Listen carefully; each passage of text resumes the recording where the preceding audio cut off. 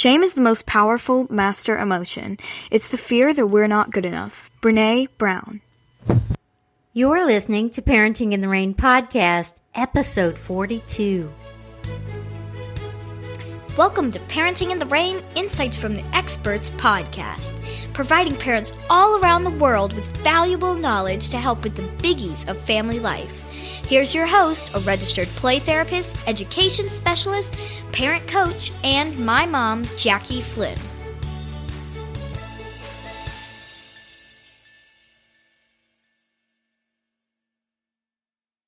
Hi there, Jackie Flynn here. Thanks for tuning in to another episode of Parenting in the Rain podcast. I really appreciate that you listen to this podcast. It means the world to me.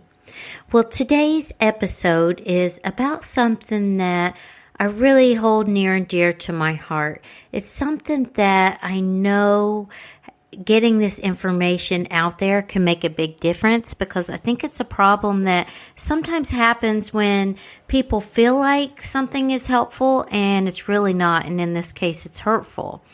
It is all about when a child is shamed. So if you would like the free download for this episode, feel free to visit parentingintherain.com, and then in the show notes there you'll see my free download for this. All right, so really let's look at what shaming is and what it isn't. I know a while back on Facebook there used to be some funny dog pictures, like dog shaming, where they would mess up the whole living room or mess in the house, and they would have a sign on them, and humiliation. Really, that's like on a comical level, and that's a pet. When we do that to a human, it can be very, very serious. Shaming can have huge, long-lasting impact, and it can be stuff that can't be unfelt. So let's talk about what shaming is and what it isn't. Shaming is when someone induces humiliation, embarrassment, just that deep feeling of guilt, regret, or deep sadness on another person. And really, it is not helpful. Sometimes the thought there is, hey, if I make this person feel really bad about what they did, they'll never do it again. But it doesn't work like that. It's not motivating, although that is a common misconception. So if that is your thought, then Maya Angelou says, when we know better, we can do better. So just kind of know that that is not helpful. Sometimes people think if this person just realized that this was wrong and really make them feel it, then they'll never do that, or if it's a child, never do that or act like that again. But it is like totally opposite. When we beat others down with our word and actions, it really takes away that motivation and really can suck away part of their just passion for life. In essence, it's a trauma. It's a trauma that can cause long-term maladaptive behaviors. Many people that struggle with addiction, relationship issues, or other tough life struggles often have shame in their past. And a lot of times it's shame for human mistakes. As humans, we make mistakes. That's how we learn. And as we parent these small humans that we call our children that grow up to be big. I know mine are bigger than me, both of them now, like physically. They're taller than I am. They make mistakes. That's how they learn. So mistakes are actually a good thing. Shaming can really kind of make that whole process skewed and create some maladaptive behaviors. It's really confusing to the brain. And it can have all of the effects that another type of trauma can. So my friend and my podcasting colleague, Robert Cox, has a really good podcast episode on his podcast, Mindful Recovery. It's titled Guilt and Shame, Ridding the Soul of Toxicity. The link is in the show notes. You can find it there at parentingintherain.com for this episode 42. I'll never forget in my addiction class, this was something that was covered pretty heavily, the effects of shame. And really, we learned the impact of how it's hard to heal from shame, because it really kind of goes from, and I heard this distinction, there's lots of different opinions on it, so this may or may not make sense to you or be something that you align your belief in, but really guilt is that I did something wrong, and that shame is I am a bad person. So that goes much deeper and it generalizes into so many areas. And when somebody feels truly that they are a bad person, if that effort to shame them was successful and that is embedded in their belief system of who they are, that can have long-lasting impacts, and they can align their actions with what they truly believe about themselves. Or they can really pull it inward, and it could look like severe depression, anxiety. It could look like relationship issues, interpersonal issues where you have a hard time getting along with people or connecting with people. It can really, really hurt. Words and actions, that humiliation, that embarrassment, there's always a better way than that. Making mistakes, like I said, is actually a part of human healthy childhood development. So when those mistakes happen, really kind of seeing them for what they are is important. Hey, that's a mistake that my child made.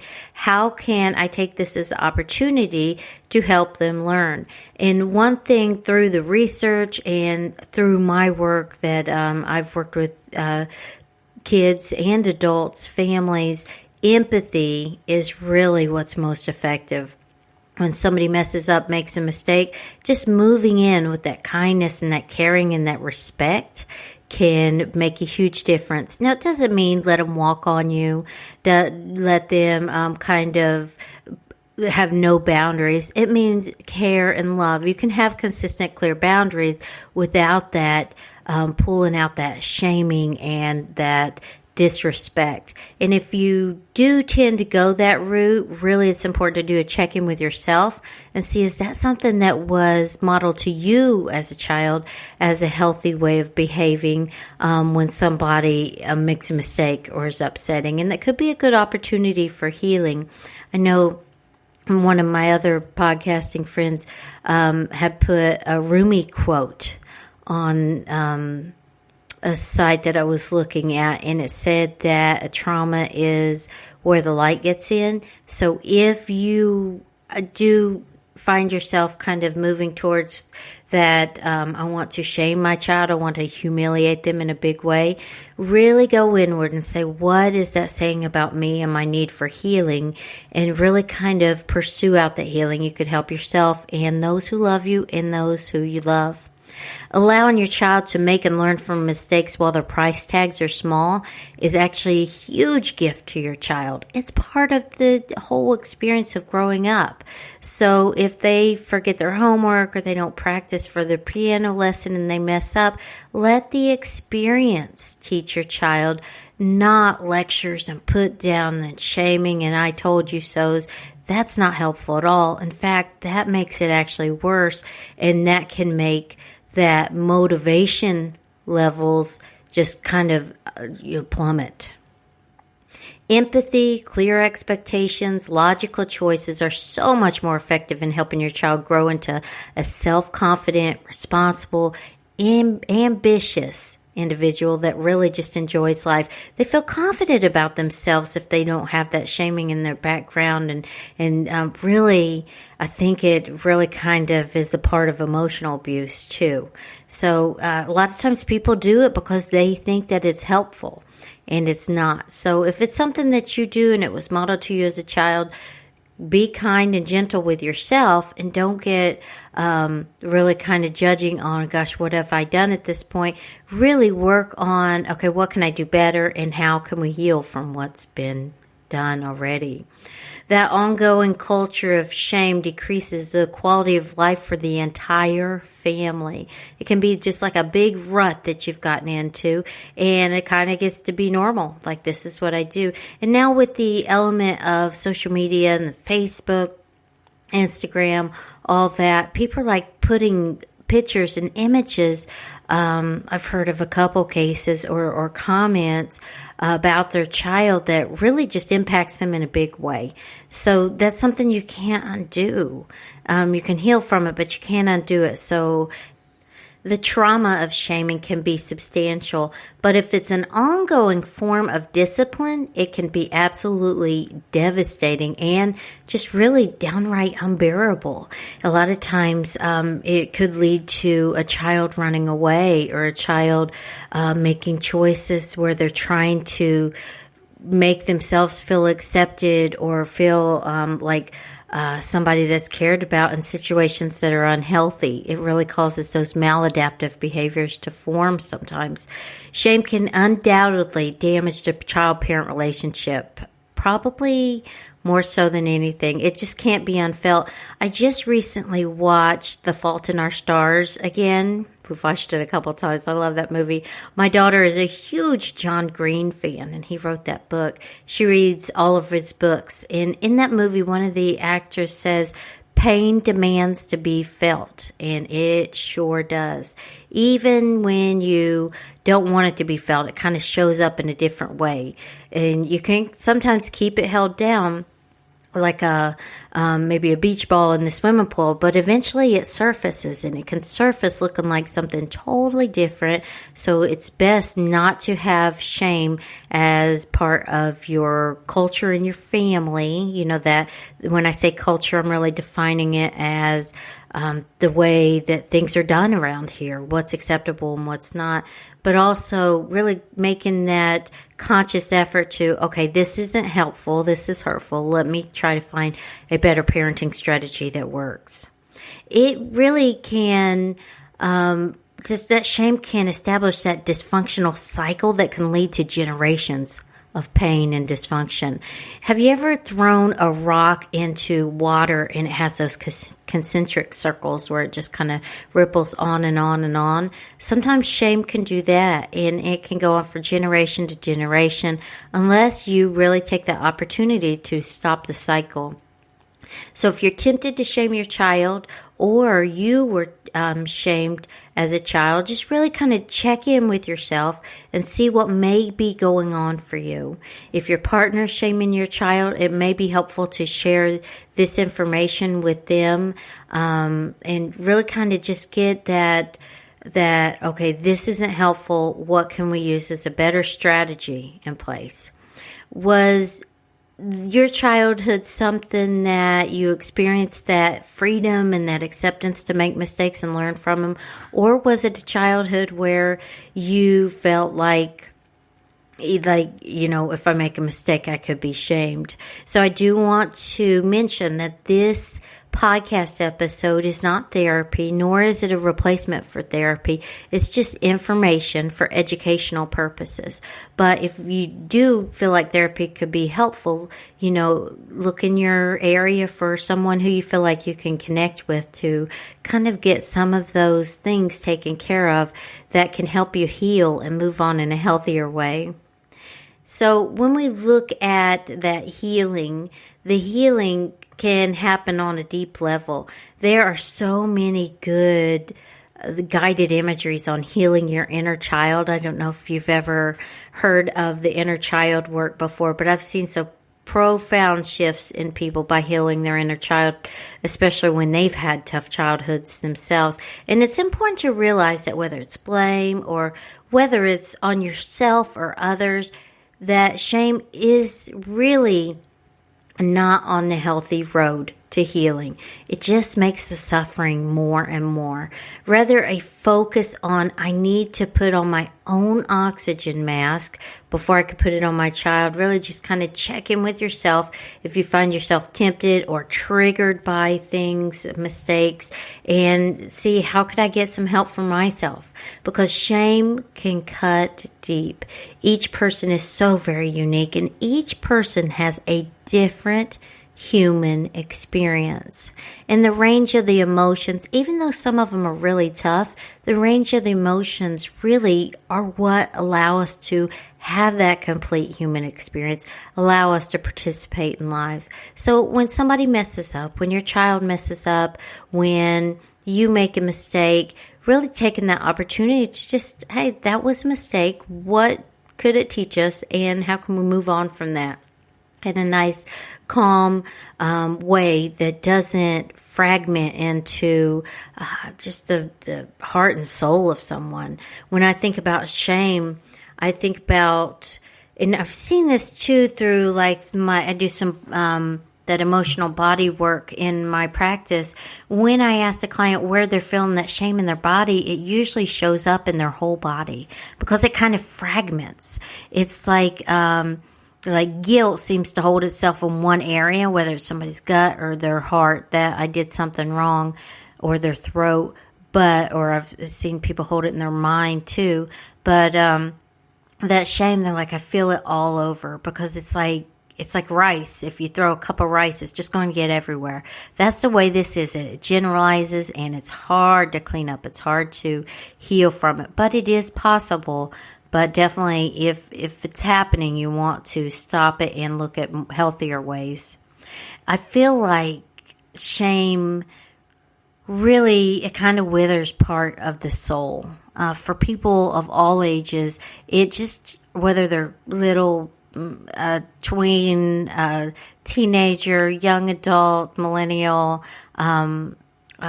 middle-aged or older, it just erodes that feeling of self-worth and self-esteem.